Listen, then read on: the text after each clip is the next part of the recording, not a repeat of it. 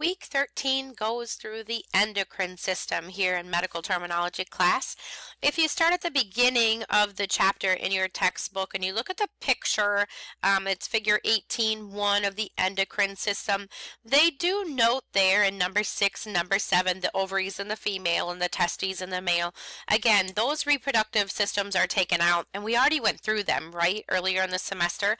So this basically is from that body picture there. All the upper parts of the endocrine system is what we're going to go through. The thyroid with the parathyroid, the adrenal glands, the pancreas, the pituitary, and then the pineal. So go through the anatomy and physiology. Make sure you really understand those parts and their functions, okay, and then get through your vocabulary, which is a pretty long listing of terms there, and then really getting to the combining forms.